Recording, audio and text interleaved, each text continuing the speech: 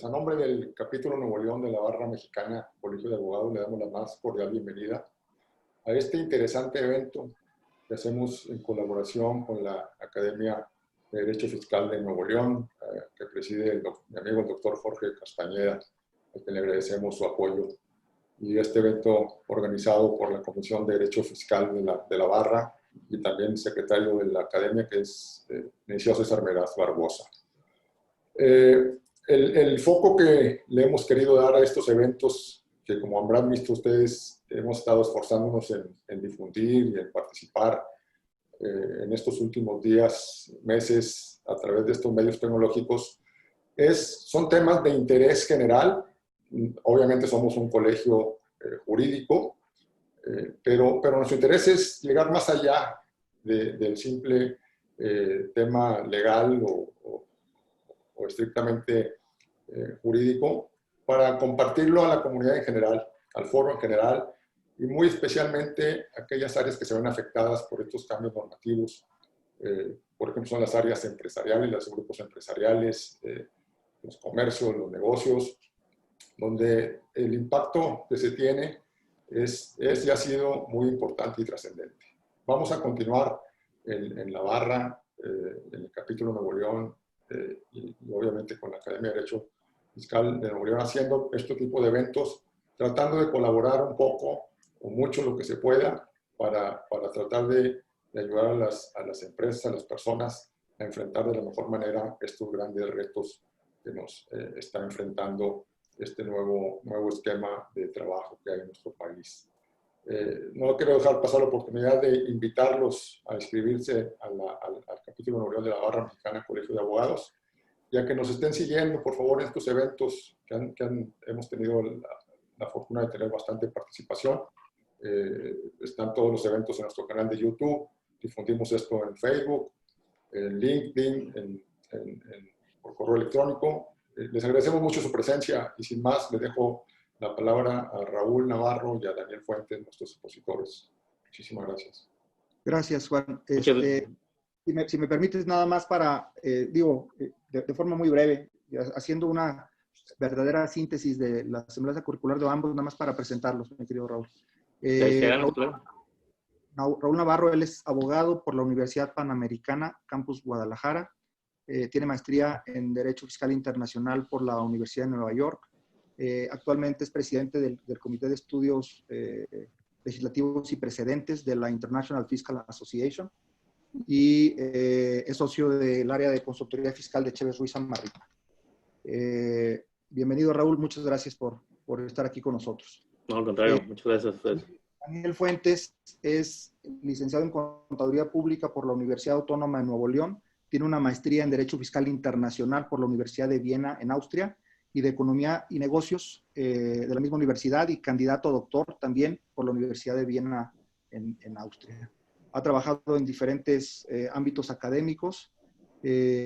Participó en el equipo de negociación de tratados internacionales en materia de doble imposición del Principado del Liechtenstein y fue gerente de senior en una corporación transnacional en aquel país y actualmente es gerente fiscal internacional de Arca Continental. Bienvenido, Daniel. Muchas gracias por acompañarnos. Y bueno, pues con un tema tan complejo, tan amplio, no les quitamos más el tiempo y adelante. Bienvenido. Muchas gracias. No, muchas gracias a todos, a Juan de la Barra, a Jorge Castañeda de la Academia de Derecho Fiscal de Nuevo León y pues obviamente a ti, César, por la invitación a esta plática. Creo que el tema que vamos a tratar hoy, para no quitarle mucho tiempo, es bastante relevante porque, como bien decías tú hace un momento, ha pasado un poco bajo el radar y las repercusiones que estas disposiciones en particular van a tener, pueden tener un efecto muy, muy adverso en la base imponible de los contribuyentes mexicanos con operaciones internacionales con partes relacionadas. Y nada más como breve introducción, recordar de lo que vamos a tratar de hablar hoy, la verdad pues, es bastante denso y extenso, es cómo se materializaron o se aterrizaron en México dos secciones particulares de BEPS. La acción 2, que tiene que ver con los mecanismos híbridos en general, y la acción 3, que tiene que ver con el reforzamiento de las reglas de transparencia fiscal o CFC Rules, como se les conoce en inglés. Y nomás para que quede claro de lo que vamos a hablar en esta primera parte, tiene que ver con la acción 2, ¿no? qué pasa con estos efectos de deducción sin acumulación, dobles deducciones, cosas por el estilo. Y recordar, y lo vamos a mencionar brevemente, que en el mundo de Refipres la reforma más importante es que extrajeron del mundo o del capítulo correspondiente a Refipres a todas las entidades y vehículos transparentes. Esas cosas ya no están en Refipres, están en el artículo 4A o en el 4B. Cuando hablamos de Refipres, a partir de este año solamente hablamos de entidades que son opacas. Opacas en el mundo fiscal internacional se entiende que es aquella sociedad que tiene personalidad jurídica y fiscal propia y que no transparenta sus ingresos. Entonces, solamente esas son las que están ahora reguladas por Refipre. Todo lo demás o va a estar en el 4A o 4B y vas a tener la discusión de pagos a híbridos. Y si quieren arrancamos. Esta es la agenda que les proponemos. Adelante, Dani. Sí, gracias, Raúl. Sí, esa es la agenda que proponemos. Por ahí vamos a empezar con un poco de antecedentes internacionales y ver cómo hay un concepto en el mundo fiscal internacional que se llama la trayectoria global de las reformas.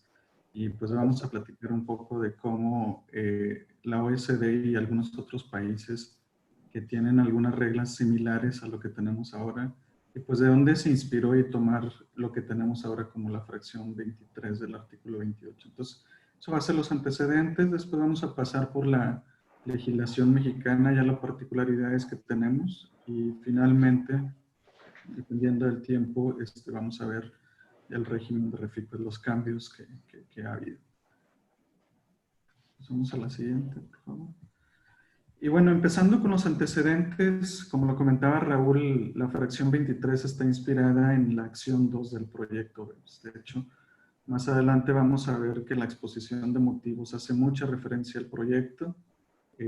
Hubo varias acciones en la reforma del proyecto BEPS que se han implementado, y en particular esta acción 2, que es acerca de neutralizar los efectos de los mecanismos híbridos.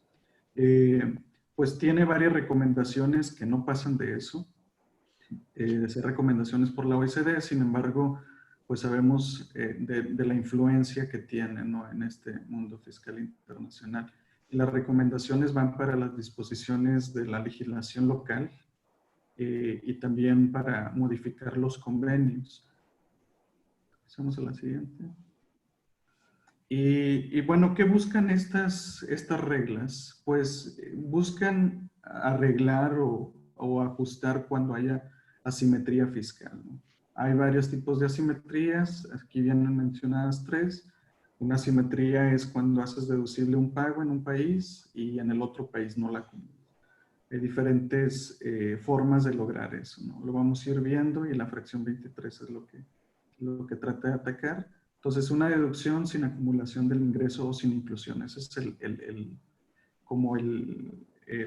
la forma en cómo se menciona en la acción 2 del proyecto BEPS. La segunda distorsión es, pues hay ocasiones que si tú tienes una entidad que es considerada transparente en un país y en otro país es una entidad opaca, pues puedes deducir 2 veces, ¿no?, el mismo pago. Y la tercera es también una especie de un pago que se hace que es deducible y no acumulación en el otro, pero hay un mecanismo diferente que se llama mecanismo híbrido inverso. Y bueno, también aparte de estas 3, no va a ser el objeto de esta presentación, pero hay otros 2 tipos también de distorsiones. Por ejemplo, cuando un impuesto pagado en el extranjero se puede acreditar en 2 países también. Y la otra es cuando, por ejemplo, haces un pago que es considerado dividendo en un país en el que lo recibe y en el que lo paga lo deduce. Entonces, se da una deducción en un país y un acreditamiento de impuesto indirecto en el otro. Entonces, son los 5 tipos de distorsiones o de asimetrías fiscales que trata esta acción.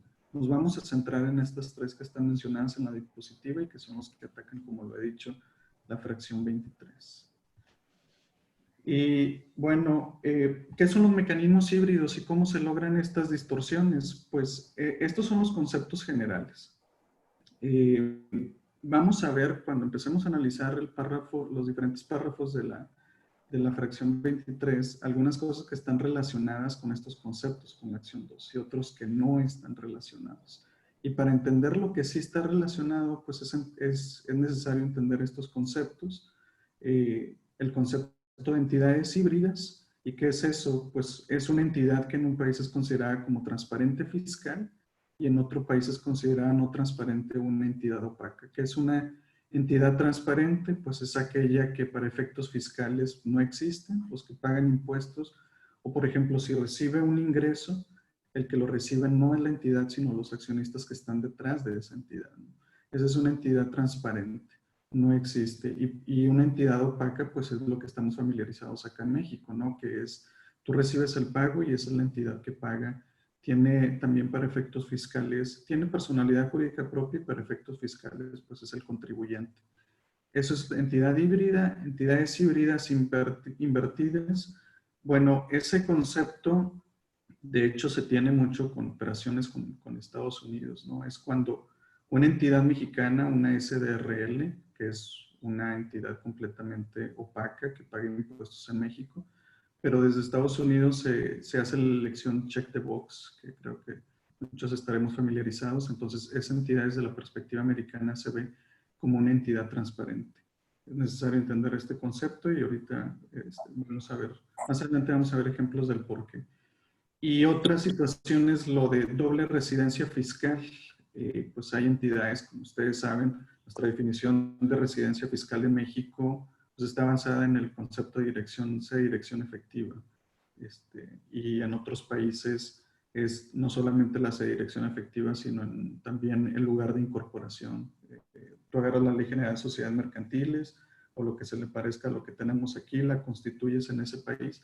Entonces, pudieras tener en un país, pues obviamente la incorporación, la creación de esa empresa y en otro país pudieras tener la dirección efectiva. Entonces, eso aparentemente, pues en el mundo fiscal internacional hemos aprendido que no es lo mejor y siempre queremos solucionarlo, pero hay ocasiones que con la doble residencia fiscal o incluso entidades con triple residencia fiscal aprovechan y se hace planeación fiscal internacional. Y bueno, los instrumentos híbridos, prácticamente estos son los que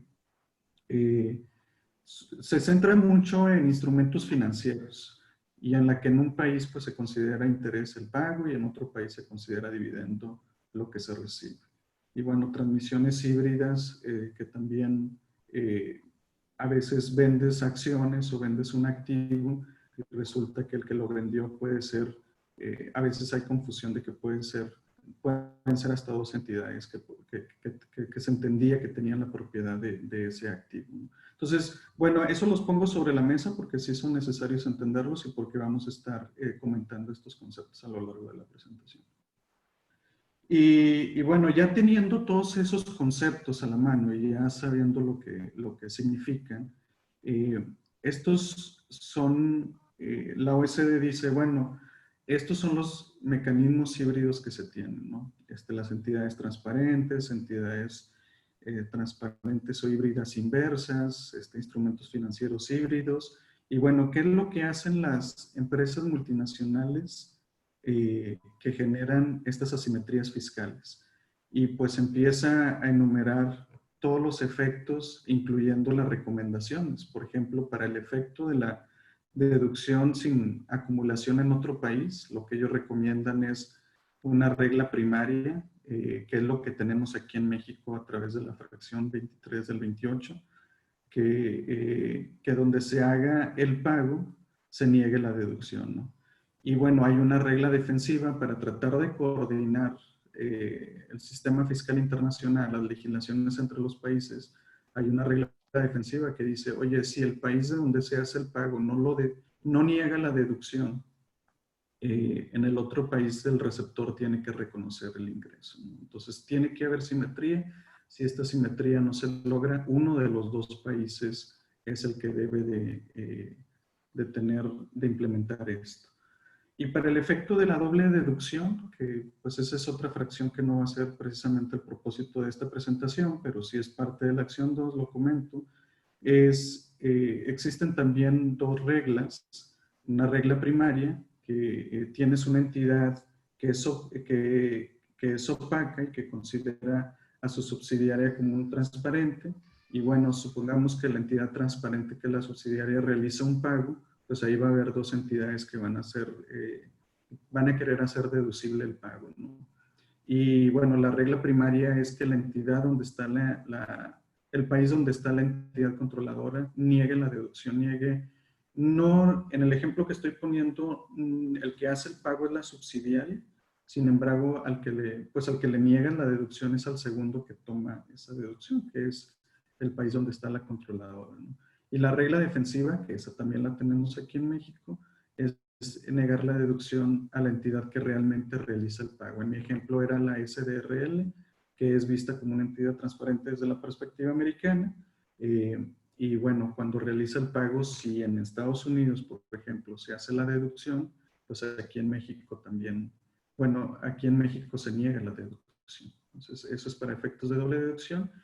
Y el efecto de la deducción no inclusión indirecto, eso es interesante porque vamos a ver que la fracción que vamos a presentar, lo que trata de atacar es el primer punto del efecto de la deducción no inclusión y el tercer punto, la deducción no inclusión indirecta, que es lo de mecanismos híbridos inversos que explicaba en la lámina anterior.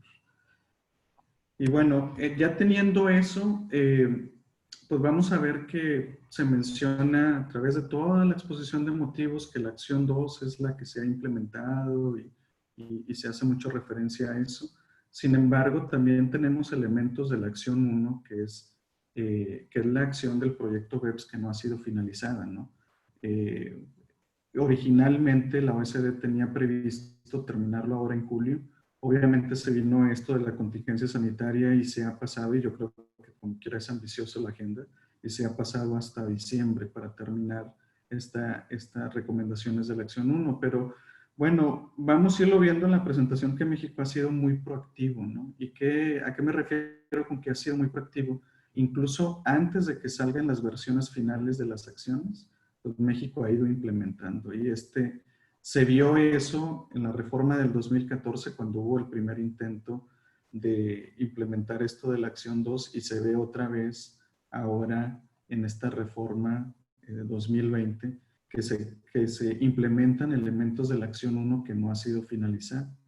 Y bueno, nada más como un poquito de contexto, la acción 1, que trata los desafíos de la economía digital, pues tiene dos pilares, ¿no? El primer pilar es cuando empresas dedicadas a la economía digital, pues sabemos que pueden tener presencia en nuestro país. Hablemos de grandes corporaciones de tecnología, por ejemplo, todo lo que conocemos de redes sociales, el mismo YouTube, el mismo Netflix, todas esas entidades que empiezan a obtener ingresos pero que no tienen presencia en el país, pues bueno, diferentes países han querido ir implementando algunas reformas en las que se atribuye el ingreso a los países en donde tienen presencia digital y paguen ahí impuestos, ¿no? Entonces, bueno, la OECD lo que está proponiendo en el pilar 1 es pues, una nueva definición de establecimiento permanente digital, cambios a las reglas de precios de transferencia para atribuir ingreso a los países en donde tengas presencia, no física, pero sí digital. Y bueno, obviamente hemos visto que Estados Unidos está en contra de eso, porque pues, la mayoría de las empresas de tecnología, o por lo menos las más influyentes en el mundo, pues obviamente, son residentes fiscales en Estados Unidos. Bueno, entonces, ese es el pilar 1, pero luego existe un pilar 2 que lo que trata de hacer es armonizar el sistema fiscal internacional y decir, oye, un pago que probablemente no sea acumulable en un país, pues no va a ser, hay que coordinarnos para que se pague impuestos en algunos, se niegue la deducción o se acumule en otro. Inicialmente esto del pilar 2 pues era pensado solamente para la economía digital, sin embargo pues se va a expandir a cualquier tipo de industria. Y bueno, lo que vemos en la lámina, por ejemplo, Estados Unidos ya tiene una regla similar, que por ejemplo es lo que conocemos como el BIT.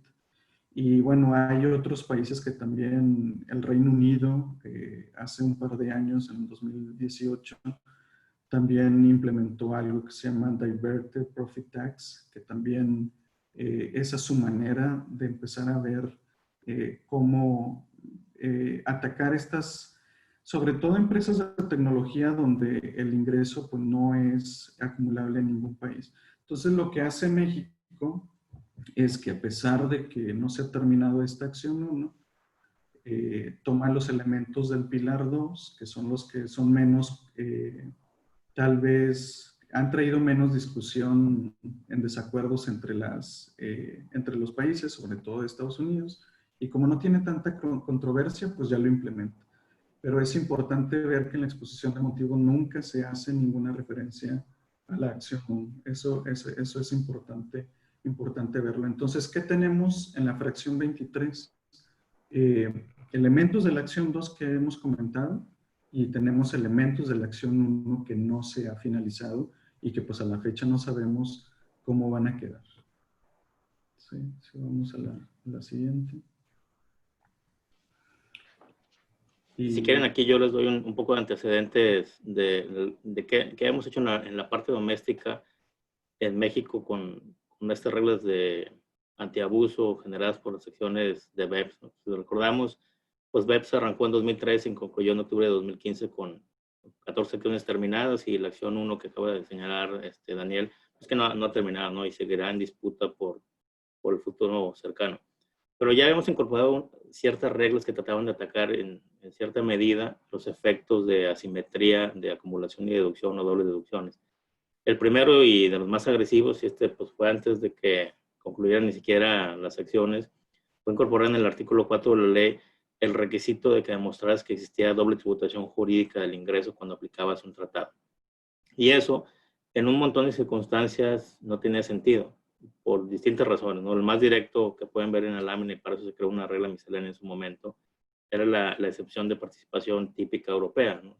Donde usualmente para ellos ese es un método para evitar la doble tributación y está incorporado inclusive en algunos de los tratados, ¿no? Por ejemplo, el protocolo con Holanda expresamente señala que aplica el Participation Exemption.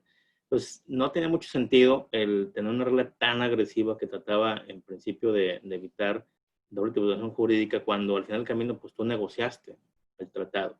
Había otros supuestos también como territorialidad, donde pues también no tenías el efecto. Pensemos en el caso panameño. Con Panamá pues, tenemos un tratado para evitar la doble imposición, y en la medida que seas residente del tratado para efectos del mismo, pues puedes aplicar el tratado y no necesariamente ese ingreso va a estar sujeto a tributación en Panamá.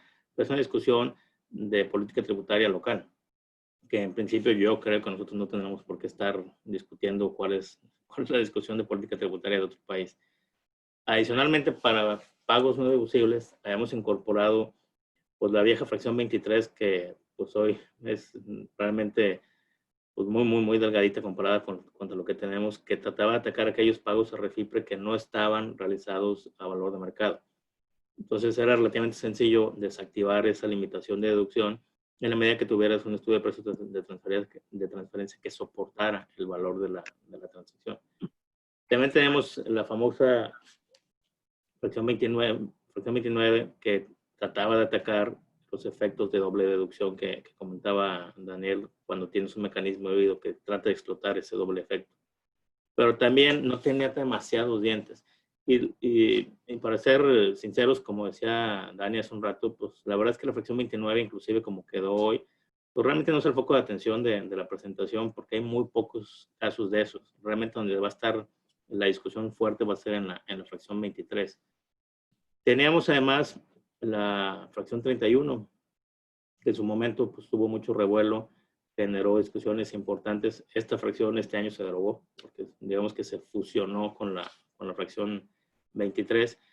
Y en este caso, lo que trataban de atacar es lo que sí trata de atacar las reglas de mecanismos o erosión de bases imponibles, que son los intereses, regalías o asistencia técnica, porque son los pagos típicos que una multinacional utiliza para erosionar una base imponible.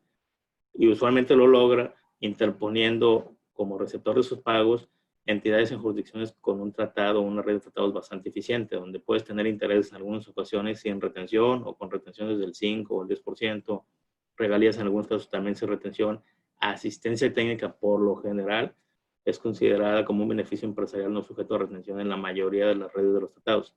aunque desafortunadamente en el caso nacional, pues tenemos ahí unos precedentes desde mi punto de vista desafortunados de sala superior que consideran que esa cosa sí está sujeta a retención en México, pero bueno, no es motivo de esta práctica el discutir el tema de los precedentes recientes de sala superior del Tribunal Fiscal. Esta fracción en particular era también relativamente sencilla de neutralizar porque volteaba a ver definiciones de control en línea recta y haciendo una operación lateral o transversal relativamente podrías desactivarla. Además tenemos algunas reglas que trataban de evitar pues, los efectos de pagos con entidades híbridas o híbridas inversas como decía Dani. Los casos más usuales son las típicas SRLs que tienen un check the box election desde el lado americano para que sean vistas como transparentes y tributen como una especie de branch en Estados Unidos y de esa manera generas una consolidación sintética. Entonces, como decíamos hace un rato, pues siempre el gobierno mexicano y la gente de política de ingresos ha tratado de ser proactiva y ha incorporado en la legislación nacional pues varias de estas ideas que se flotan a nivel de OECD y del Inclusive Framework, pero sin que siquiera se hayan acabado de discutir, que me parece que es el caso de la primera parte de la fracción 23, donde estamos incorporando una discusión del pilar 2 de esa acción 1, pero sin que nadie se haya puesto de acuerdo en tasas, ni cuál es el umbral razonable. O sea, está muy en la parte inicial y ya lo tenemos incorporado en la legislación nacional. Aquí, nomás para que lo tengan como referencia, y es un poco en línea con el antecedente, ¿no? En la exposición de motivos expresamente se dice que lo que estamos tratando de hacer es incorporar acción 2 en esta fracción. Esta fue la argumentación del Ejecutivo para incorporar en la fracción 23 todas estas reglas. Y hace alusión expresa a ellas, ¿no? En el sentido de que pues, si hay un mecanismo híbrido que te puede generar una distorsión de deducción o acumulación, dobles deducciones, o cualquiera de las otras que comentamos hace un momento. Donde creo que se desvían es en esta parte que citamos, donde la acción 2 reconoce que en principio el trabajo de identificación del mecanismo híbrido tendrá que ser a cargo de la autoridad en operación por operación. Desafortunadamente la autoridad mexicana dice, no, pues eso es mucha chamba, vamos a hacer algo mejor que ese sea trabajo del contribuyente mexicano, y como umbral, en lugar de voltear a ver si es un mecanismo híbrido donde una parte del ingreso o la totalidad no está acumulado por el receptor, le vamos a poner este activador del 75% de la tasa mexicana como benchmark para determinar si es deducible o no. Eso claramente no tiene nada que ver con mecanismos híbridos. Se parece mucho a lo que comentaba hace rato Dani, under tax rule, pero a nosotros qué nos importa, yo creo, que esté o no grabado en el otro país. Lo importante para el contribuyente mexicano debería ser que la operación es real, que tiene materialidad y que se lo está pagando. Si no nos gusta, pues tendrá que tener una regla defensiva el país de residencia del receptor, porque generar la regla como está hoy, pues para efectos prácticos nos convierte en un policía tributario global, lo cual, pues desde mi perspectiva, no tenemos por qué andar en estas discusiones. Con ese antecedente, esto fue lo que se incorporó en la reforma del 2020, entre otras muchas cosas que se han comentado en la barra y en otros foros, ¿no? Pero para efectos de la acción 2, esto fue lo que se incorporó. Entonces, modificamos el artículo 5 para atacar los otros dos distorsiones que se generan, que mencionaba Dani hace rato, de acreditamientos dobles de impuestos o deducción con acreditamiento de impuestos pagado en el extranjero. Incorporamos galimatías que son los artículos 4A y 4B, que en la teoría tratan de atacar los efectos de deducción y no inclusión, y han sido pues, un dolor de muelas para muchos que nos dedicamos al tema internacional. Incorporamos supuestos adicionales en la fracción 29 para dobles deducciones, y donde está realmente la médula de toda la discusión, y es parte de a donde vamos a llegar en estas presentaciones, en la fusión en la fracción 23, de lo que ocurría en la 31, en la 23 anterior, pero donde está muy claro que el enfoque no es un enfoque nada más de híbridos. El enfoque más importante y con más efectos colaterales es el efecto de refipre que se le incorpora, que se parece mucho al GLOBE del pilar 2 de la acción 1 pendiente de resolución. Y ahí es donde está realmente la preocupación. No tiene nada que ver con la acción 2, la parte más relevante. Brevemente, nada más para que lo tengan como referencia. Se le adicionó un último párrafo al artículo 5. Este párrafo lo que trata de hacer es evitar las dos distorsiones que comentaba Dani. El primero es que tenía un acreditamiento directo de impuestos pagados en el extranjero si alguien más también lo está acreditando. Ese Ese efecto, pues claramente, como el señor de política tributaria tiene razón, porque si estás multiplicando el efecto, que hace sentido que esté limitado. El otro efecto que te tratan de evitar también es que si traes un acreditamiento indirecto, eso significa que traes un dividendo que trae implícito un impuesto pagado en el extranjero, no te van a dejar que lo acredites si además esa persona en el extranjero volvió deducible el dividendo. Eso es hasta aquí hacen razón. Y brevemente, y para no entrarle mucho al tema, porque pues el 4A y el 4B puede dar para un semestre aquí discutiendo cuál es su alcance. Y los invito, como decía ayer en otra plática de este tema, que si un día tienen insomnio, se echen le echen una leidita al 4A y al 4B para que vean cómo se van a dormir. O sea, no hay insomnio que les aguante. El 4A, en teoría, lo que trata de hacer es eliminar la transparencia de todos los vehículos extranjeros que son considerados transparentes en su lugar de creación o residencia. Y eso incluye partnerships, CVs, LLCs, lo que quieran. Este artículo en particular, desde mi perspectiva, está pensado para el caso del vehículo o entidad extranjera que es transparente, que obtiene ingresos de fuente de riqueza mexicana. En ese caso, desafortunadamente, lo que se está planteando es volver la entidad o considerarla una entidad. No volver la entidad, obligarlo a que tribute como si fuera una entidad. Y eso va a distorsionar de manera muy relevante la tasa efectiva que la mayoría de los inversionistas que estaban encima de esos fondos de inversión tenían pensado, porque estos fondos usualmente estaban pensados porque fueran absolutamente transparentes. Si les mueven las reglas hoy y les dices que van a ser consideradas como una persona moral a la que se aplica título quinto, pues puede haber unos efectos muy, muy, muy malos en tasa efectiva.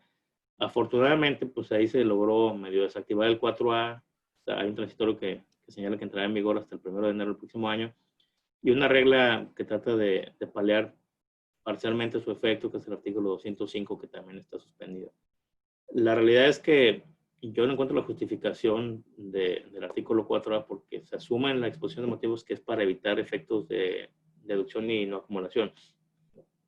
Pero la mayoría de estas estructuras, todo el mundo acumulaba su ingreso y pagaba la tasa que le correspondiera en función de si eran personas físicas mexicanas o morales o extranjeros y si eran extranjeros en tratado. Entonces, la realidad es que no alcanzo a distinguir qué es lo que quisieron lograr con esta cosa. El 4B, por contrapartida, en teoría es una regla defensiva que trata de obligar al mexicano, pues no sé qué quieren obligarlo porque era transparente. O sea, ya tributaba el mexicano. O sea, un mexicano que no quisiera entrar en una discusión de elusión fiscal, pues claramente estaba transparentando el ingreso que tiene una entidad transparente, usualmente partnerships o LLCs o cosas por el estilo. Y el ingreso estaba incorporado en mano. Entonces, no entiendo qué es lo que quisieron lograr con el 4A y 4B. En teoría, es parte de acción 2. Y ahí dejo a Dani que le siga con, ahora sí, fracción 23. Ahora sí, bueno, miren, hemos visto mucho acción 2, la exposición de motivos, y bueno, si partimos los 8 párrafos de la fracción 23, vamos a dar cuenta que los primeros 3 párrafos no tienen nada que ver con la acción 2, como se ha comentado. Y bueno, nada más para señalar algunas referencias que se tienen de países, es que, por ejemplo, Australia y España tienen reglas, digamos, un tanto similares a las que tenemos aquí en los primeros 3 párrafos. Sin embargo, el nivel de tributación para no hacerlo deducible en el otro país es al 10%. O sea, por ejemplo, si una empresa australiana hace un pago a un residente extranjero o una entidad española igual hace un pago a un residente del extranjero y en el país del receptor no está grabado por lo menos a una tasa del 10%, bueno, entonces no sería deducible en esas jurisdicciones. Es más o menos lo que ellos tienen. Y lo que habíamos platicado de lo que está inconcluso de la acción 1, que también es una regla un tanto similar, pues está discutiendo tasas del 12.5, que es precisamente cuando tú le echas un vistazo a las diferentes jurisdicciones, pues por ejemplo Irlanda tiene el 12.5 y entre países que tienen más o menos la misma política fiscal que Irlanda, que es atracción de multinacionales, sobre todo de tecnología, ese es como el estándar que utilizan en cierta de tributación, ¿no? Entonces dicen, ok, pues vamos a alinearlo en el mundo fiscal internacional. Sin embargo, aquí vamos a ver que pues, el nivel de tributación que se requiere en el otro país es mucho más alto, ¿no? Y también otro, lo que señala esta lámina es a quiénes les aplica. Si nosotros leemos la fracción, el primer párrafo, dice que los pagos que hagas a partes relacionadas o acuerdos estructurados. Si eso lo comparamos contra la acción 2, sí dice un tanto que partes relacionadas, pero también lo limita a que se tenga una participación de por lo menos el 25%. Si tiene participación por lo menos del 25% de manera directa o indirecta en el grupo, pues no va a ser, va a caer dentro de estas reglas, ¿no?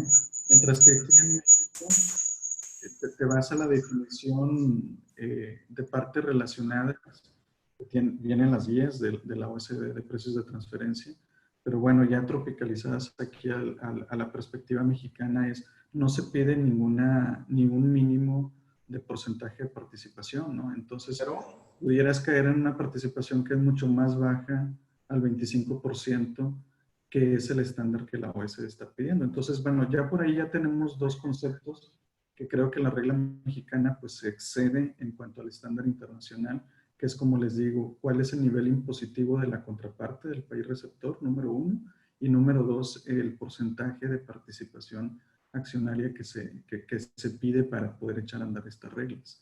Y bueno, eso es por una parte respecto a partes relacionadas. Lo que sí está muy en línea con la acción 2 del proyecto BEPS son esto de los acuerdos estructurados. Y eso lo vemos más o menos en la palabras más, palabras menos en la fracción 2, perdón, en el párrafo 2 de esta fracción, ¿no? Tú dices, bueno, pues la multinacional a lo mejor tiene relación con otro grupo, o con una fiduciaria o con alguien del sistema financiero, que no le haces el pago directo a tu parte relacionada, sino que lo triangulas. Entonces dice, esto también va a aplicar a esos acuerdos estructurados. Cuando tú le haces un pago a alguien que no es tu parte relacionada, pero que a su vez esa parte que no es relacionada se voltea y le hace el pago a alguien que sí es parte relacionada y que logras de manera indirecta esa simetría fiscal que pues tratas de evitar de la misma manera como si hicieras el pago directo, ¿no? Entonces, esos son los conceptos que hay que tener claros a qué le aplica. Aquí en México le aplica a partes relacionadas o acuerdos estructurados. Y si nos vamos a la siguiente, vamos a empezar a ver ahora sí ya el primer párrafo, de qué se trata. Bueno, primero, también es importante tener lo de la definición de REFIPRE, ¿no? Y para eso, pues parte de la reforma a este régimen, pues fue modificar la definición de control. Y eso, pues iba muy en línea con otra acción que no se ha mencionado, que pues es la acción 3. Y bueno, sufrió grandes cambios. Y no solamente es la participación accionaria, sino también si tienes, por ejemplo, ciertos derechos a voto, ciertos derechos a la participación en la propiedad de los activos, en la participación de las utilidades. Entonces ya no es como antes de la reforma del 20, que solamente se tomaba si tenías el control, cualquier cosa que eso significara, se podía jugar mucho con eso de tener o no tener el control. Sin embargo, ahora está más alineado con la acción 3, de varios requisitos, y sin cualquiera de ellos, aunque no tengas suficiente participación accionaria, pero tienes un derecho a voto que es relevante, pues ahí ya se considera que tienes el control, ¿no? Ese concepto también es relevante. Si nos vamos a la siguiente. Y ahora sí, bueno, ¿qué dice la fracción 23? Y como les decía, los primeros 3 párrafos que no tienen nada que ver con la acción 2 y que generan el problema. Dice que los pagos a partes relacionadas o que sean partes de un acuerdo estructurado y que esos pagos sean, el receptor sea sujeto a un régimen fiscal preferente.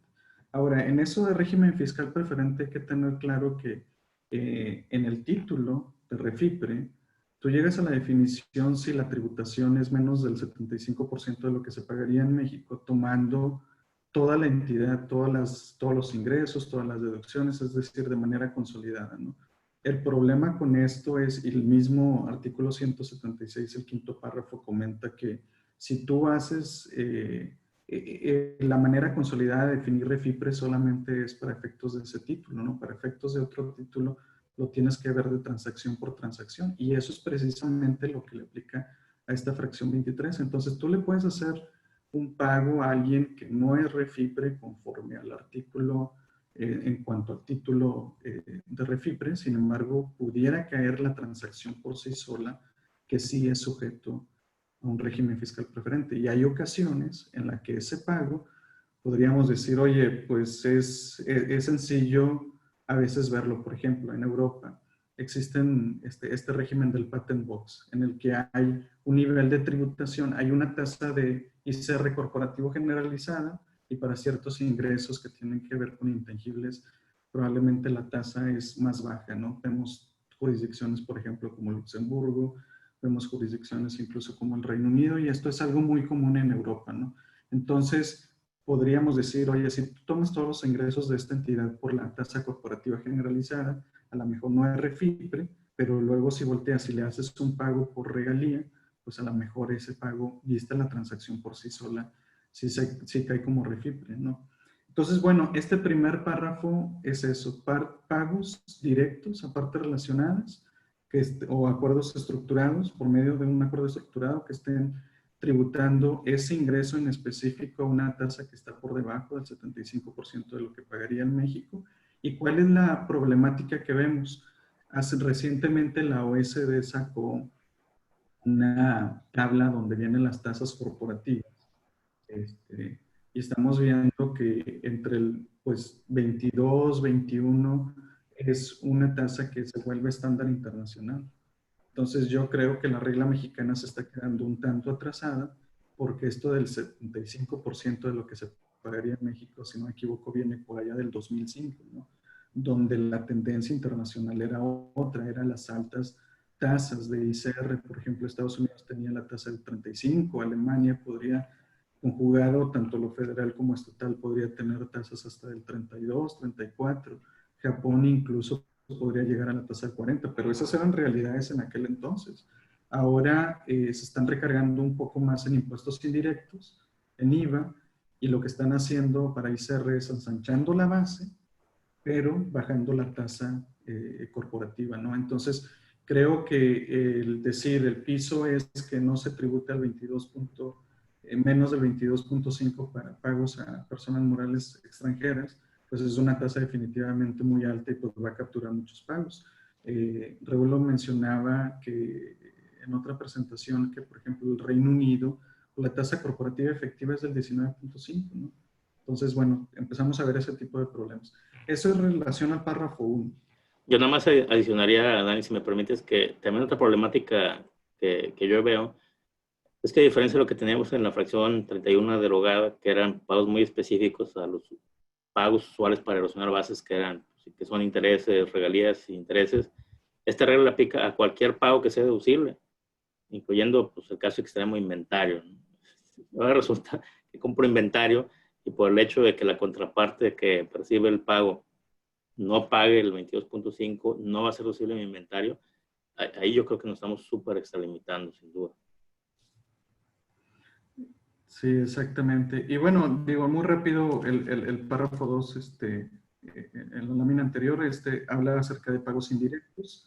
Lo mismo que ya comentaba, puede ser un acuerdo estructurado, puede ser un pago en una parte no relacionada, que a su vez se voltea y lo hace una relacionada. Sin embargo, pues ahí algo que se ha estado discutiendo es cómo documentar eso, porque la presunción de la prueba cae sobre el contribuyente, donde tú haces el pago. Y si la autoridad ve que haces un pago a un extranjero, tú dices, oye, bueno, se lo hiciste a alguien que no es REFIPRE y que interpusiste y que no es parte relacionada, pero compruébame que ese pago que le hiciste a un tercero, pues ese a su vez no se volteó y lo hizo a una parte relacionada tuya. Y en principio conceptualmente puede sonar muy fácil, ¿no? Tú rastreas el pago. Sin embargo, pues esto en la práctica es mucho más complejo, ¿no? Te dice, oye, si el 20% de lo que tú pagaste de manera indirecta lo paga a una parte relacionada, o si la operación fue con anterioridad a que en México se realizaba el pago, o con posterioridad, independientemente del número de pagos, pues ya caes en un pago indirecto, ¿no? Entonces eso en la práctica, como documentarlo y tener un defense file, pues no suena tan sencillo, ¿no? Esa es la... No, y creo que no suena tan sencillo que en los casos en los que yo he estado involucrado, pues conseguir la información no es fácil. Y tú, Dani, que tienes experiencia siendo director fiscal de multinacionales, pues seguramente te has enfrentado que a ti como director te habla alguien de China, de Filipinas, de donde sea, y te dice, oye, quiero que me des X, Y, Z información. Y pues, digo, tú que eres director fiscal internacional, pues nos puedes compartir la problemática que eso en sí mismo implica. Claro, claro. Miren, por ejemplo, un ejemplo que nos tocó y que lo traería a la luz de lo que ahora tenemos en esta reunión es, supongamos una multinacional europea y esa multinacional tiene holdings regionales en diferentes partes del mundo y tiene pues una subholding regional para Latinoamérica. Supongamos la puede tener en España, ¿no? O lo puede tener incluso en México o en otro país. Y a su vez esa subholding regional pues ya tiene todas las subsidiarias que son operativas, ¿no? Entonces, la dificultad que trae esto es, imagínense que la operativa le paga a la subholding regional. Y la subholding regional no cae en refit, pero a su vez la subholding regional pues va a querer hacer pagos a otras subholding regionales porque así está la estructura del grupo o porque se le paga al propio corporativo europeo. Entonces, pedirle desde la perspectiva mexicana, oye, la presunción de la prueba cae sobre ti, de qué es lo que hizo la subholding regional cuando tú le pagaste, pues eso se vuelve bien complicado y a veces llega hasta corporativo en Europa a preguntarte, oye, tú recibiste un pago, oye, pues diariamente hay un montón de operaciones de otra índole y pues rastrear ese pago o documentártelo o decirte y explicarte cómo desde la perspectiva de corporativo europeo está grabado eso, pues sí lo vuelve un tanto complicado, ¿no? E incluso pues a veces es información sensible que en última instancia cuando te es obligado pues a veces se podría compartir con alguna autoridad fiscal, ¿no?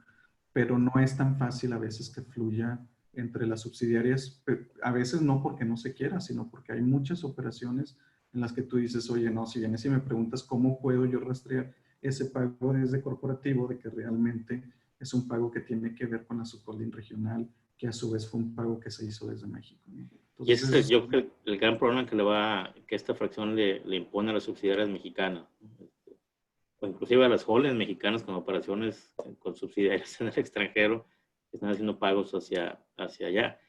Porque entonces, pues para efectos prácticos, lo que este párrafo te pide es que hagas una especie de auditoría forense, donde te metas a rastrear pago por pago, y eso, pues evidentemente va a ser, yo creo que prácticamente imposible lograrlo. Es muy difícil lograr identificar pago por pago. Y derivado de eso, pues yo sí creo que va a haber un problema muy, muy serio en no deducibilidad de este tipo de pagos.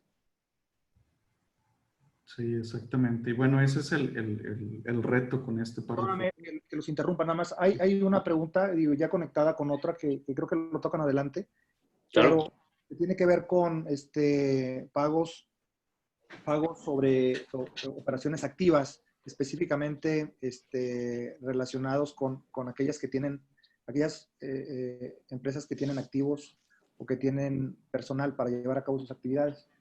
Que quizás lo tocan adelante. Y la otra cosa que creo que vale la pena es aterrizarlo un poco al caso práctico de cualquier pago que hago al extranjero. ¿Cuál sería la regla de documentación o cuál sería la operatividad en el caso de que la autoridad tomara la decisión de fiscalizar o cuestionar ese concepto? Pues si quieres respondo yo rápidamente, Dani, y te dejo. Pues el problema es que como está construido procesalmente hablando, es que el pago en sí mismo no es deducible. O sea, yo como contribuyente soy el que tengo que construir el caudal probatorio para demostrar que no estoy ni en el párrafo 1 ni en el párrafo 2, o eventualmente en el párrafo 3 que vamos a comentar ahorita. Entonces, toda la carga de la prueba, el sistema me lo deja caer a mí como contribuyente. Y pues literalmente la autoridad siempre y sencillamente te podría decir, pues para arranque, eso dice el primer párrafo del artículo 28, no son deducibles. Y en caso particular, los pagos a un refit para una parte relacionada, a menos que me muestres que pago más del 22,5, que no está sujeto a un acuerdo estructurado, que finalmente llega a un refit por parte relacionada tuyo, o que me demuestres que está sujeto a actividad empresarial, y además que si está sujeto a actividad empresarial, que no haya un híbrido en medio. Entonces sí tienes 4 niveles de filtración que yo creo que en la vida práctica va a ser muy difícil lograr. No sé, Dani, ¿tú qué opinas? Sí, de hecho, digo, yéndonos al punto específico de inventario, eh, bueno, en ocasiones, si tú le haces el pago a algo que se tributa en otro país y no hay esa simetría de que no se pague nada, pero que se baje, la tributación en el país del receptor sea baja, pues sí te puede escapar por actividad empresarial.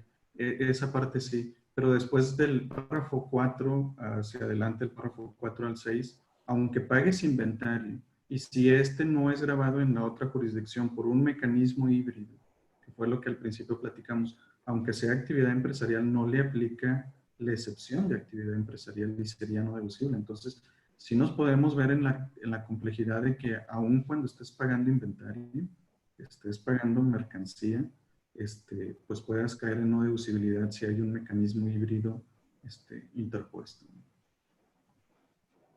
Y si quieres, le muevo al tercer párrafo, que pues, puede salvar muchos casos, ¿no? Exactamente. Esta es más o menos la salvación que se tiene en el caso de no mecanismos híbridos. Acuérdense que platicamos que los primeros 3 párrafos no tienen nada que ver con la acción 2, no tienen nada que ver con híbridos, simplemente con un nivel de tributación que desde la perspectiva mexicana se considera que es bajo en la otra jurisdicción, ¿no? Entonces, bueno, respecto al párrafo 1 y 2, dijimos no es deducible, sin embargo, pues aquí está la excepción, si es actividad empresarial. Tiene que cumplir 3 requisitos, ¿no? Que sea una actividad empresarial, que la empresa que recibe el pago pues realmente cuente con personal y activos para llevar a cabo esa actividad empresarial de la que estamos hablando, y también que los 2 elementos, los 2 conceptos de residencia fiscal para personas morales que se utilizan en el mundo, que la hace dirección efectiva y el lugar de corporación, estén ubicados en un solo país, es decir, que no haya problemas de doble residencia fiscal con la entidad a la que le está realizando el pago. Ese último punto puede sonar como un poquito más subjetivo, a lo mejor nos podemos ir por la parte práctica en los primeros 2, pero si realizamos un pago y si hay empresas así con doble residencia fiscal, bueno, no aplica, ¿no? Y aquí la problemática es, bueno, se refiere a actividad empresarial, pero ¿qué es realmente una actividad empresarial, ¿no? Se define conforme al Código Fiscal y después nos vamos al Código de Comercio con toda esa amplitud y prácticamente cualquier cosa casi puede caer como actividad empresarial, o nos vamos a la definición del título quinto que viene de actividad empresarial, o incluso un poquito más, para hacerlo más complejo, nos vamos a las ejecutorias que dice que beneficio empresarial es que está ligado a actividad empresarial, dice que asistencia técnica pues no cae como actividad empresarial, o la última interpretación otra interpretación más bien que se le puede hacer es, solamente estamos hablando de una actividad empresarial o estamos hablando que la empresa puede tener varias actividades empresariales. Y en este sentido, digo, quiero poner muy rápido un ejemplo, ¿no? Supongamos que tenemos una entidad mexicana que a su vez tiene una subsidiaria, por ejemplo, en Texas o en cualquier estado en Estados Unidos que no tiene impuesto estatal, ICR federal. Entonces, en ese sentido, pues la tasa de tributación es al 21%, ¿no?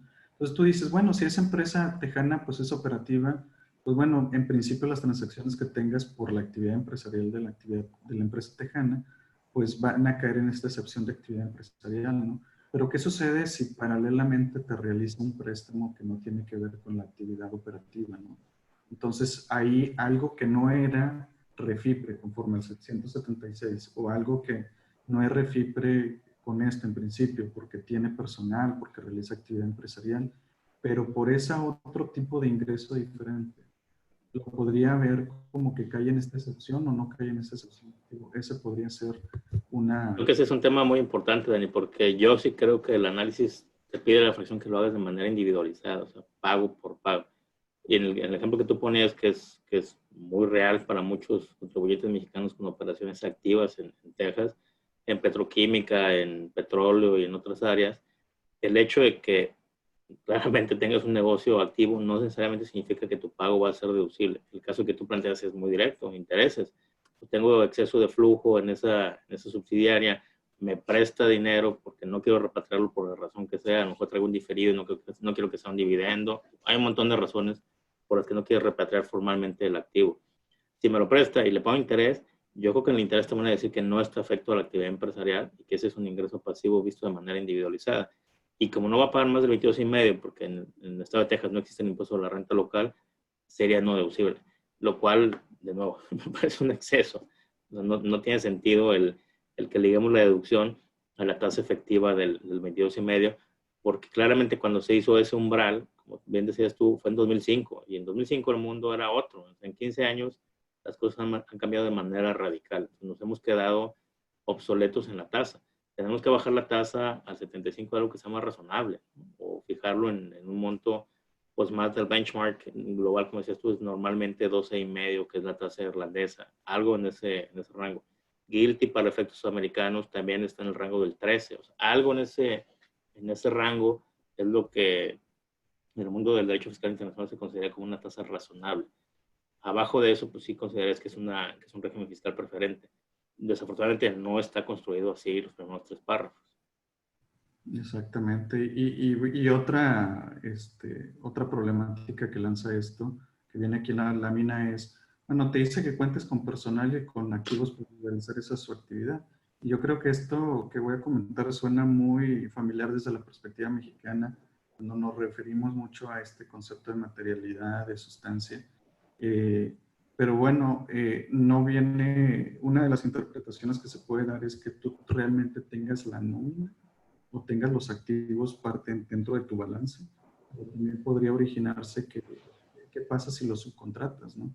Si subcontratas ese servicio de personal, si estás rentando esos activos para la utilización de tu actividad empresarial. E incluso no estoy hablando que lo haces con un tercero, ¿no? Que lo haces incluso dentro, con una parte relacionada dentro del grupo, ¿no? Entonces ahí hay algo que podría ser sujeto a interpretación. En mi opinión, al no venir un poco más de detalle, yo creo que por estar dentro del mismo grupo, si aunque sea subcontratado el personal o sea arrendado el activo que estás utilizando para tu actividad empresarial, yo pensaría que si cuentas con estos elementos para generar sustancia de eso de esa empresa y que pues cumpla con el requisito para la excepción, ¿no? Sin embargo, obviamente pues está sujeto a esta interpretación. Yo creo que ese va a ser el problema en el futuro, ¿no? Y asumiendo que tomas la posición que si tienes actividad empresarial, que aún visto de manera individualizada el pago, consideras que estás en la excepción del tercer párrafo, porque sí está afecto a la actividad empresarial, pues se te puede aparecer el chamuco que alguien te puede decir en fiscalización, pues que tenga 5, 10, 3 empleados y el edificio sea arrendado y el inmobiliario también, no te da sustancia. Eso va a generar un montón de contiendas. Y normalmente lo que tratarías de generar en reglas de este tipo es certidumbre. O sea, no hay un umbral claro de qué es sustancia y qué no es sustancia.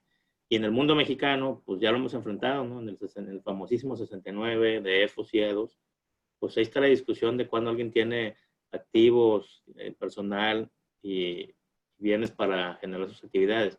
Y pues todos los que estamos en esta llamada, pues nos hemos encontrado con excesos de muchas desconcentradas o administraciones centrales, ¿no? Donde literalmente porque no les gusta, no les late la operación, consideran que no tienes activos y que no tienes actividad empresarial y te suben a la lista.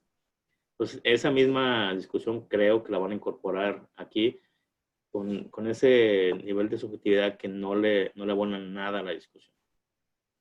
Exactamente. Y bueno, ahí algo que pudiera ser muy práctico es con operaciones con Holanda, por ejemplo, si se hace un pago a una entidad holandesa o incluso en algunas otras jurisdicciones en Europa, pero particularmente en Europa, ellos tienen dentro de su legislación su propia definición de sustancia, ¿no?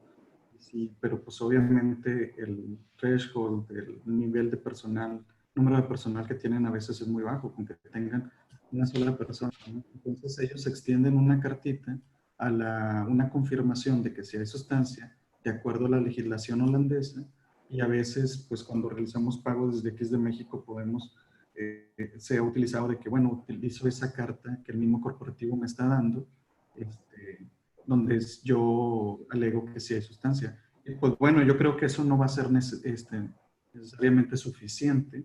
Porque, No, pues, claramente no va a ser suficiente. la definición que tengas de sustancia en el otro país, ¿no?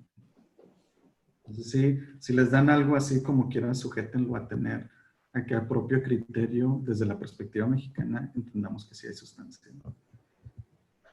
Nos vamos al siguiente, párrafo 4, ya entramos ahora sí en la acción 2, pero si se fijan realmente los primeros 3 párrafos son desde la perspectiva mexicana, es donde realmente generan el problema, ¿no? De operaciones reales. Porque ya lo que vamos a ver del párrafo 4 al 6, pues sí son un tanto complejos, sin embargo, lo menos que se tiene en operaciones internacionales. Sí, desde la perspectiva mexicana, sí se dan, pero es menos. Incluso yo les puedo decir que el objetivo del proyecto BEPS realmente no es ni negar deducciones, como se ve realmente en la redacción, ni es acumular ingresos que no se deduzcan en otra parte, ni es atacar la implementación de prácticas fiscales agresivas. Alguna vez le preguntaron al director de impuestos, Pascal, de la OECD, si el proyecto BEPS hasta ahora había tenido éxito, y pues la pregunta a uno nos sorprende porque dicen, oye, apenas están en implementación en los países. Y él decía que sí ha tenido éxito porque realmente de lo que se trata BEPS es influenciar el comportamiento de las multinacionales, no tanto aplicarlas. Entonces, si nos traemos ese razonamiento a la realidad mexicana, donde antes de tener esta fracción 23 del 28, antes del 2020, que antes no se tenía tal número de planeación fiscal con híbridos, sí había, pero no tantos, pues yo creo que la fracción del párrafo 4 al 6 sí pueden ser aplicables en un momento como para proteger la base fiscal en México, pero más que eso están puestos para inducir al comportamiento del contribuyente de no caer en este tipo de esquemas, ¿no? Entonces, desde el punto de vista práctico, no es que no nos queramos meter tanto, sino que realmente creo que la práctica real está en los primeros 3 párrafos que no tienen nada que ver con la exposición de motivos, ¿no? Y bueno, ya entrando al párrafo 4, ahora sí, que sí tiene que ver con mecanismos híbridos, entender primero que la excepción de actividad empresarial no aplica. Por eso mencionaba que a veces sí te salva y a veces no te salva. No te salva cuando es un mecanismo híbrido, ¿no? ¿Y que es un mecanismo híbrido? Pues que tú le hagas un pago a una entidad y que esa entidad diga, no, ¿sabes qué? En este país es transparente, no tributa, y luego los accionistas están en un tercer país y donde están los accionistas dicen, no, pues a la que tú ves transparente en el país que le realizaste el pago, pues resulta que yo lo veo contribuyente. Los accionistas no tienen por qué acumular nada, ¿no? Entonces, en ese ejemplo, pues es deducible en México y no es acumulable en ningún país. Eso sería un ejemplo a lo que le aplicaría, y aunque hagas el pago por inventario, y aunque sea por más ingreso activo que queramos, bueno, esto no va a ser deducible. Ese es un supuesto de este párrafo 4. Y el segundo supuesto es cuando le haces pago a una empresa que a su vez se le atribuye un establecimiento permanente. Por ahí, Raúl, creo que tienes un ejemplo bastante bueno que recientemente te pasó en la práctica. No sé si quisieras comentar. Sí, creo que el mensaje en esta parte, en particular en este segundo componente es, pues, que un poco lo que decía Dani, no nos quedamos con la impresión en automático de que el hecho de que esté sujeto a actividad empresarial, el pago por sí mismo, pues desactiva la fracción. Desafortunadamente, el párrafo te pide que vayas más allá y cuestiones si el 100% del pago que está recibiendo el receptor está acumulado en su declaración en el ejercicio correspondiente y en la jurisdicción donde reside. Y cuando no lo encuentras porque está atribuido a un branch o un EP o es un híbrido, se vuelve no deducible toda la contratación, que es lo problemático de este párrafo. En la lógica, tú me dirías, oye, pues al final sí es una regla defensiva, y la regla es primaria, cuando menos en el caso mexicano, la regla primaria mexicana lo que trata de evitar es ese efecto de deducción sin acumulación, pues al menos en justicia tendría que ser proporcional, ¿no? Digamos, por ejemplo, que el 10% del ingreso se le atribuye a un EP en el extranjero. Si ese fuera el caso, pues en lógica tú dirías, bueno, pues el 10% es no deducible. Y el otro 90% debe ser deducible porque sí se incorpora la declaración correspondiente y se paga el impuesto en la jurisdicción de residencia del receptor. Desgraciadamente no es así. O sea, el párrafo 4, literalmente con $1 o $1 que no se acumule, mancha todo el pago y lo vuelve no deducible. Por eso hay que ser muy precavidos y hay que hacer, de nuevo, esas preguntas que no necesariamente es sencillo encontrar. Y no es sencillo encontrar porque probablemente la gente que está en México operando el negocio ni siquiera lo conoce. O sea, pues ellos le pagan a alguien en Europa o en Estados Unidos o donde sea, pero ellos no saben qué hay detrás de la operación ni qué ocurren las declaraciones del impuesto de la renta correspondientes por obvias razones, porque ellos no operan ese negocio. O sea, yo tengo una parte relacionada que le estoy pagando inventario en Irlanda, pues yo qué sé qué hace en Irlanda. Desgraciadamente este párrafo, para llegar a la conclusión de que el inventario en este ejemplo, si es deducible, te pide que le preguntes a la gente en Irlanda, oye, ¿me puedes demostrar con elementos probatorios documentales que sí está incorporado el ingreso en la declaración? La respuesta es sí, el 100% está incorporado y te lo puedo demostrar cuando menos con una pericial contable, con un papel de trabajo o algo por el estilo.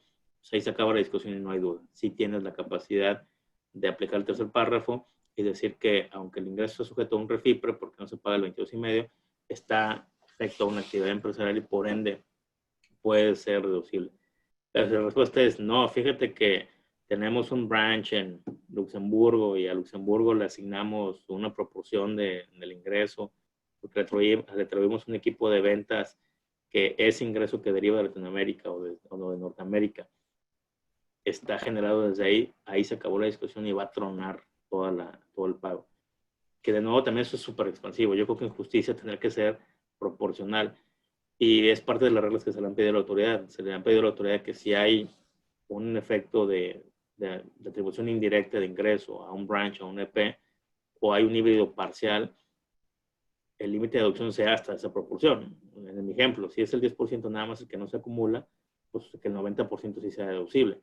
De otra manera, pues es demasiado injusto, porque lo que estás buscando como política tributaria en aterrizaje a México de Acción 2 es esa distorsión. Y si la distorsión es solamente parcial, pues el castigo tendrá que ser parcial. De otra manera, esta cosa también se vuelve una bazuca. Exactamente. Y bueno, en ese, algo práctico que puede ser algo de utilidad es, veamos cuando se hacen pagos a Suiza. Por ejemplo, Suiza, ellos tienen una, y pues se puede dar aquí en el contexto mexicano, ¿no? Que una empresa mexicana le realice pago una parte relacionada en Suiza. Ellos en su legislación tienen no solamente una definición de establecimiento permanente para crearlo dentro de su país, sino también una definición de establecimiento permanente para crearlo, para que se cree en otro país y atribuirle los ingresos a ese establecimiento permanente, a un tercer país. Pero cuando te volteas a ese tercer país, dice, pues mis reglas de EP no la capturan y yo no lo tengo por qué grabar, ¿no? Entonces eso se crea lo que llamamos un establecimiento permanente sintético. Entonces no es atribuible ni el pago para la empresa suiza que recibe el pago, porque lo exenta y se lo atribuye a un establecimiento permanente ficto, que el otro país ni dice que es EP, y en el otro país pues obviamente no se graba, ¿no? Incluso les puedo comentar que ese tipo de planeación también sucede hace algunos años. También crear EP ficto dentro de otro cantón de Suiza. Entonces, y luego ese otro cantón dice, pues yo no tengo nada que ver y no grabo. Entonces, el ejemplo que está poniendo Raúl, pues es muy real y pues son cosas que, pues como policía fiscal internacional que nos mandan los párrafos 1 al 3, pues tenemos que estar al pendiente. Otro concepto que también puede ser, otro ejemplo que puede ser muy práctico es un pago que se realiza a una entidad uruguaya, ¿no? En Uruguay, como bien saben, pues quiere ser como un tipo hub en Sudamérica para crear intangibles y que se cobren regalías, ¿no? Entonces, si tú lo creas esta entidad en zona franca, en Uruguay, no va a ser acumulable el pago en un régimen territorial. Entonces, no necesariamente es un híbrido, porque no es una entidad transparente, sin embargo, utiliza el sistema territorial. Entonces, pues en este caso no cabría, yo pensaría en el párrafo 4, 5 y 6, que sí habla de mecanismos híbridos, sino en el párrafo 1 al 3, y dices, bueno, en principio sí refipre porque no lo graba, pero ¿me salva lo de actividad empresarial? Yo pensaría que sí, porque pues lo que recibe es su actividad empresarial, ¿no? Entonces ese es otro tipo de pago que se puede generar aquí en el contexto mexicano. Sí, y últimamente en México se ha estado viendo algo de esos pagos porque Uruguay ha sido bastante agresivo en zona franca para producción multimedia. O sea, se están rodando series televisivas y otro tipo de contenido actoral donde básicamente no hay duda que hay una actividad empresarial, ¿no? Ahí están los actores, ahí está todo el equipo técnico de producción y ese ingreso no está sujeto a tributación en Uruguay por estar en zona franca y ser territorial. Entonces, yo coincido contigo. En casos como ese, sí tendrás un argumento para decir, pues es que esa cosa no es un híbrido, ni está atribuido a un branch o EP sintético. Simple y sencillamente no está grabado, pero sí deriva de mi actividad empresarial. Y lo que harías usualmente es que esa compañía uruguaya que genera los derechos de propiedad intelectual, pues cobraría regalías desde Uruguay, ¿no? Entonces, podrías tener la posición de que ese ingreso en principio pues no lo tendría que atrapar esta cosa. Exactamente. Y bueno, ya si nos damos rápidamente al párrafo quinto, lo de que es algo que también es muy aplicable aquí en el contexto mexicano, era lo que platicábamos, ¿no? Cuando tú tienes una SDRL que le haces un pago a una entidad americana que hace la elección check the box, entonces ese pago, pues que es muy recurrente aquí en la perspectiva mexicana, podría, en principio, si no lo reconoce y no lo va a reconocer la entidad americana, pues no sería deducible, ¿no? Sin embargo, hay algunas excepciones y esas excepciones serían, bueno, si la entidad americana graba todos los ingresos, todos los otros ingresos que tengan que ver, que genere la entidad mexicana SDRL, ¿no? Si ese es el caso, pues a grandes rasgos, de manera muy generalizada, esto ya te escapas, ¿no? Y puedes hacerlo deducible. Y en ese sentido, pues salió una regla y esa regla tiene una denominación diferente. No necesariamente que en el mismo momento que tú realices el pago, que en el mismo momento en que se acumulan los ingresos aquí en México, pues tengan que ser lo mismo allá en Estados Unidos, ¿no? Ese es el ejemplo como más cercano, pero hay otros tipos de jurisdicciones. Por ejemplo, si lo vemos la misma realidad, pero desde la perspectiva de la India, pues ellos su declaración anual está de septiembre a septiembre, incluso en Estados Unidos a veces también. Entonces, esta regla creo que sí salva para ese tipo de jurisdicciones en las que caigas en este concepto, pero pues sean diferentes los momentos de acumulación porque pues ellos tienen diferentes métricas para medir el ejercicio fiscal, ¿no? Y bueno, finalmente el párrafo 6, que le aplica, que es una excepción a los párrafos 4 y 5, que estamos hablando de mecanismos híbridos, te dice, bueno, mira, si tú haces un pago que a su vez, bueno, más bien le aplica a toda la fracción. Si tú le haces un pago a alguien que es refipre, que en principio no lo vas a hacer deducible, o a un mecanismo híbrido y no lo graba, no está incluido como parte de los ingresos acumulables, bueno, como quiera, vas a poder hacer deducible el pago si a su vez se aplica una de estas reglas, que desde la perspectiva mexicana se acumule ya sea desde la perspectiva del 4B o por refipres. Tiene sentido, ¿no? Porque a lo mejor no lo acumuló en el país del receptor, pero a su vez un tercer país, en este caso sería México por sus reglas 4B y refipre, pues sí lo acumula. Entonces en algún lugar del mundo está acumulado, ¿no?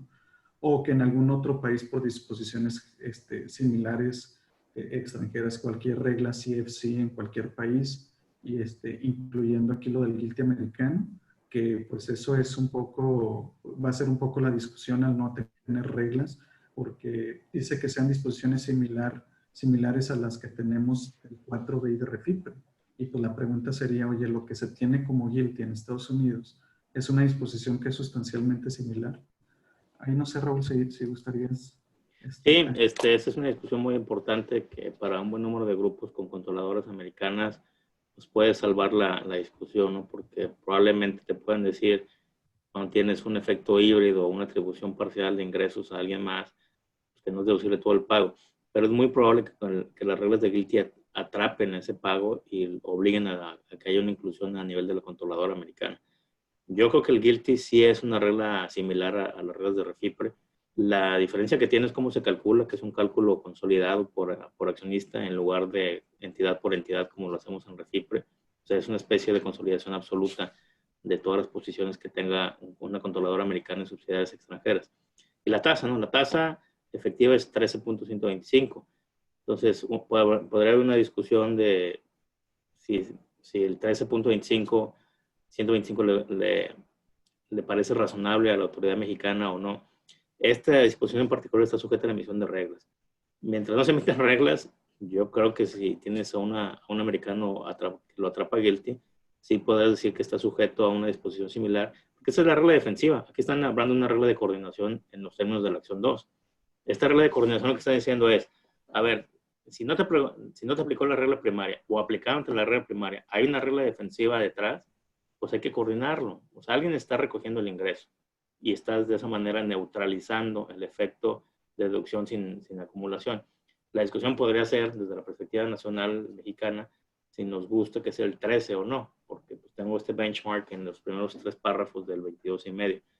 Pero ausentes las reglas, yo creo que el guilty sí es un régimen equivalente. Realmente es un refipre en esteroides, eso es. Exactamente. Y bueno, mientras no salgan reglas, digo, yo opinaría igual que como comenta Raúl, mientras sea acumulado en alguna jurisdicción, en alguna parte del mundo, por alguna vía, regla CFC o GILT o alguna disposición similar, aunque sea por debajo del 22.5 en ausencia de reglas, creo que sí salva como excepción. Sin embargo, pues habría que esperarlas, ¿no? No falta que luego salgan reglas en sentido de que te pongan ese 22.5. Y el último supuesto para la excepción, no es que lo quiera demeritar, pudiera suceder, pero creo que es casi nulo, la retención del 40%. ¿Por qué digo que es casi nulo? Porque esta tasa de retención aplicaría en aquellos casos en los que se hace pago a un país que no tenga un acuerdo amplio de intercambio de información con México, ¿no? Y si nosotros vemos la red de tratados de doble tributación y de intercambio de información, que son pues a grandes rasgos como los requisitos para tener un acuerdo amplio de intercambio de información, pues México prácticamente cubre gran parte pues del mundo con el que sustancialmente se tienen, pues tiene economías interesantes, ¿no? Entonces, digo, si llegara a aplicar, también es un supuesto, aunque no se grabe en el otro país, pues ya se te están grabando el 40. Y no tiene sentido que también te perjudiquen doble y que no sea deducible, ¿no? Ese sería el último supuesto. Y yo creo que hasta ahí le dejaríamos, ¿no, Dani? Para abrir el micrófono a quien tenga comentarios, dudas, preguntas, porque el beneficio de todos ya son 10, 20, ¿no? Algo por el estilo. Sí. Yo tengo mucho más material, pero pues esto da para mucho más tiempo. No sé, César, si estás de acuerdo. Sí, correcto, Raúl. Yo creo que es importante. Hay algunas preguntas. Creo que en general se han respondido. Básicamente el planteamiento que se hace y vuelve a circular dentro del chat tiene que ver con la actividad empresarial y la excepción que esta ocasiona. Digo, creo que esto ya quedó respondido con bastante amplitud. Posiblemente lo pudiéramos comentar aquí adelante. Existe una pregunta que hace Ricardo Mena. Richard, ¿cómo estás? Dice, un pago de regalías desde México a una LLC en Estados Unidos cumpliendo con precios de transferencia. Esta LLC forma parte de una consolidación para efectos fiscales en Estados Unidos. ¿Tendría problema para efectos de deducibilidad? No sé qué opinan sobre esto. Sí, tiene problema porque aunque a nivel de refipre volteará a ver la consolidación, y esta es una de las reformas importantes para grupos mexicanos que consolidan en Estados Unidos o en España, por ejemplo, donde el quinto párrafo te permite hacer el análisis de refipre de manera consolidada. Desafortunadamente le pusieron una oración final a ese párrafo que dice que ese análisis consolidado, que es el que mencionaba Dani hace rato, solamente aplica para refipre, o sea, para el cálculo de si la entidad o el grupo en general, la consolidación está sujeto a las reglas de refipre o no, pero no aplica para ninguna otra operación. Entonces tendrías que voltear a ver exclusivamente el pago de regalías, y aunque tengas actividad empresarial en el consolidado, probablemente te van a decir que no tienes actividad empresarial y que si no paga el 22,5 no es deducible. Lo cual no tiene sentido, porque es una regalía de verdad. No, y perdón, Raúl, primeramente felicidades a todos. La verdad, tú y Daniel están muy buenos en los ejemplos.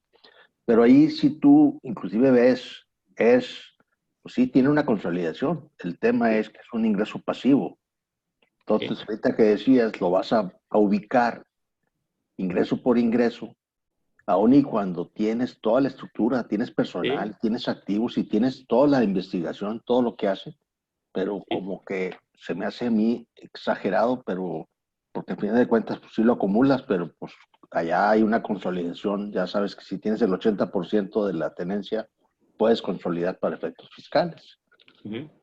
Entonces, pues ese era el punto aquí que me llamaba la atención ahorita por lo que comentaban tú y Daniel. Pero bueno, Sí, creo no sé qué opinas tú, Dani. No, te digo, tal cual, si no es una empresa, su actividad empresarial tenga el cobro de regalías y que se da el uso de intangibles como su actividad empresarial, la verdad yo no me sentiría cómodo de poder hacerlo deducible. Y así tal cual el planteamiento, eh, yo sí pensaría que corre el problema de que no sea deducible, aunque tengas toda la infraestructura. Eh, Pues sí, digo, hay varios temas ahí adicionales, digo, sin quitarle el tema de lo que representa este punto como reto, es cómo ven ya desde un ámbito un poco más amplio, pues todo lo que se está dando en vía de consecuencia de cómo está aplicando la regla respecto de posibles medios de defensa. ¿Cómo crees que, o cómo creen que lo podríamos atender? Y bueno, también esto creo que viene a colación con los posibles amparos que se estuvieron planteando cuando la reforma entró en vigor y la problemática que eso podía haber suscitado por tener que acreditar el interés jurídico. Yo no sé si pueden comentar un poco al respecto.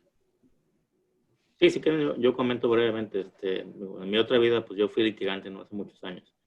Y pues yo creo que estos asuntos a nivel de medios de defensa locales o domésticos, pues tienen pues, una probabilidad baja de ganarse por la tendencia pues, de Suprema Corte en temas de amparos contra reglas BEPS, ¿no? Y creo que la referencia más cercana es la incorporación del artículo 71, 76A para el Country by Country Report y todo lo demás que tiene que ver con la materialización de acción 13 BEPS en México, donde claramente pues, la respuesta de la Corte fue, pues son multinacionales, es tu obligación, consigue la información y dáselas. Y ese es tu problema. Donde creo que sí hay una beta importante de debate es activar un MAP. Porque si tienes un receptor del pago en un país contratado, claramente hay una discriminación indirecta. Y puedes activar un acuerdo amistoso con los dos fiscos para que te den una resolución que diga que tu pago sí es deducible, porque si no, generaría una tributación que no es acorde con el tratado.